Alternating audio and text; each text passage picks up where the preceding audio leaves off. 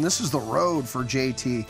7 wins in his last 38 starts, the runner-ups. The level of consistency is just amazing, and he becomes the 21st player, Bob, in the history of the official World Golf Ranking System, since they started in the mid to late 80s, to reach #1 in the world. He didn't speak to the media, but he did have this interesting quote that he sent via text and social media. Being #1 in the world is a great accomplishment, but keeping that spot is more important to me. I'm very proud of this achievement and do not take it for granted.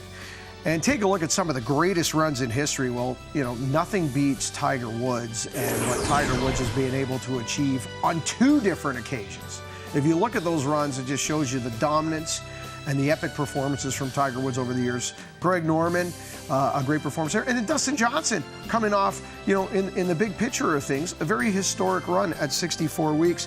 The one thing that I find curious about Justin Thomas, Bob, and I'm not 100% sold yet, I'm not saying he can't, I just need some proof.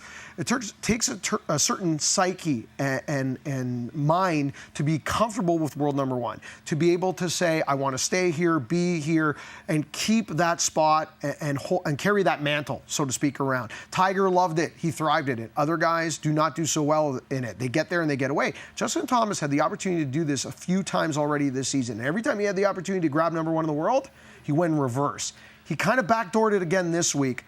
I'm not 100% sure he's comfortable with it yet, Bob. Well, interesting. Go back to what Jason Day said earlier this week. He said he wants to get back to #1, but the biggest thing is he learned from it. There were so many demands on his time, so many things that took him out of what got him to #1 that it was tough to hang on. And not just talking about the stuff off the course, but there's so many things that go on. You have different pairings, you have different groups.